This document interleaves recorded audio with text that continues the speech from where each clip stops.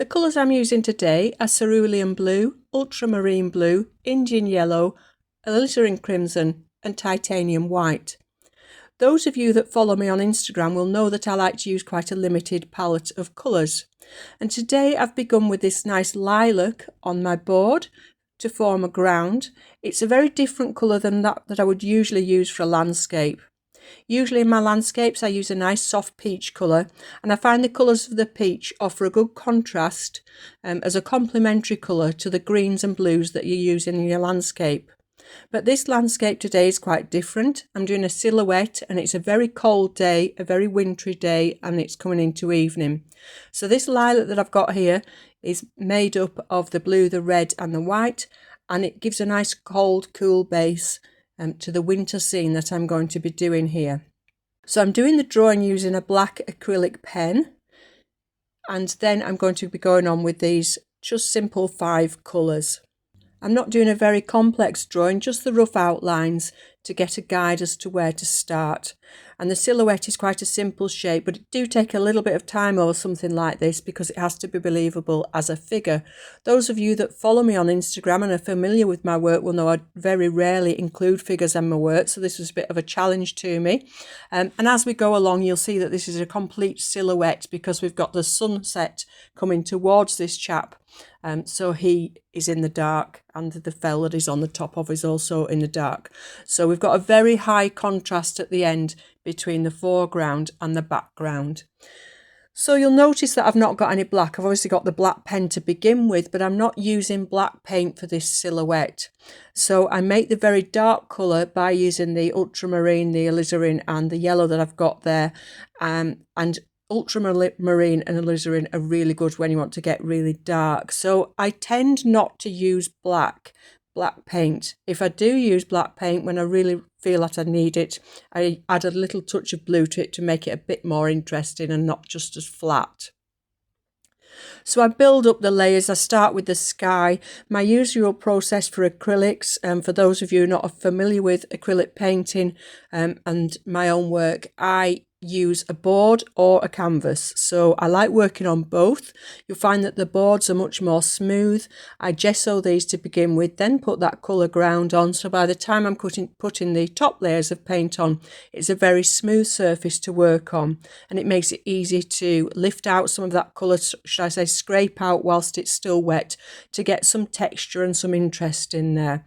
So I've got the board, and then I've got the paint on top, and then a little simple drawing, and then I go on with layers of colour, and I build up the layers, sometimes allowing them to dry between layers, sometimes working wet in wet.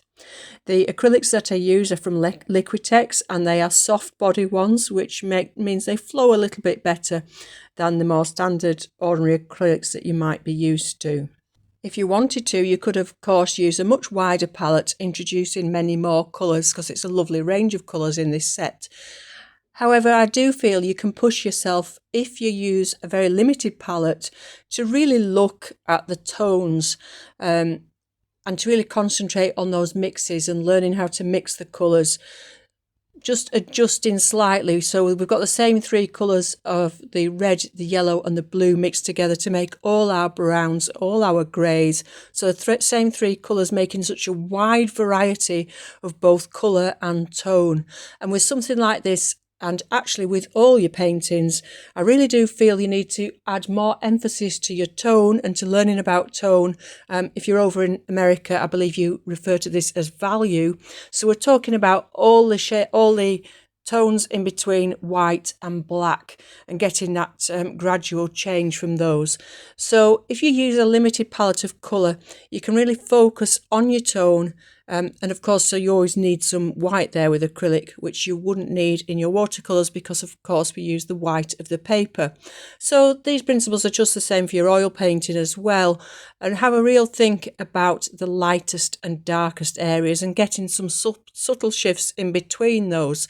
So that brings me on to highlights. You'll see at the end I put some highlights in. There's quite a lot of highlights in this painting at the end because of the way the evening light's bouncing around. But my highlights are very rarely white. The whitest area on this one is the sun itself, the centre of the sun. But most of the highlights on this painting are a colour with just a bit of white added to them, or some white with a little bit of that colour in to knock it back so it's not just perfectly white. So have a think about that. Have a think about making your highlights not from white. Look at just adding a touch of white to whatever colour you're working with. I haven't actually used it in this painting, but a good white to have in your set if you're using acrylics is a transparent white.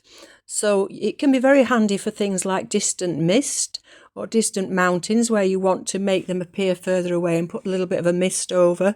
And it's also good for mixing in other colours. So transparent white's one to look out for if you haven't got it. I use mine quite a lot. Like I said, I've not actually used it on this one.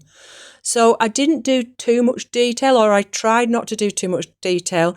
I felt with the last painting that I did, and I'll show you that here, I felt that I'd tightened up quite a bit because it was such a detailed painting, and then I felt that I really wanted to get back to working in a more impressionistic way. So I tried to keep this as loose as I could and avoid getting bogged down in too much detail. So I think that's about everything I can really tell you. I've, like I said, built up the layers. I use a scraping out tool to make some lines and get some texture in there, because obviously the rocks, there was actually snow in the foreground, but I couldn't really see that it was snow. It wasn't white. Again, don't just, because there's snow there, don't automatically go and get some white paint on your brush, because that wasn't the colours that were there. It was completely in the shadow and it appeared to be quite grey. Okay, so I'll carry on with this video, maybe pop some music on for the rest of it, because I think that's about everything I wanted to tell you about it. Let me know what you think in the comments below. Do you enjoy using acrylics? What are your favourite colours? And actually, what are your favourite brands? Because I just use the Liquitex now because I find that I like it, but that doesn't mean I shouldn't be trying some other ones. So let me know what favourite brands you have, what favourite colours you have. Do you like working on a board or on canvas? There's quite a difference, but I like both. Yeah, so I think that's it. Thank you very much for joining me today. Enjoy the rest of the video, and I'll be back again with you soon. Bye bye for now.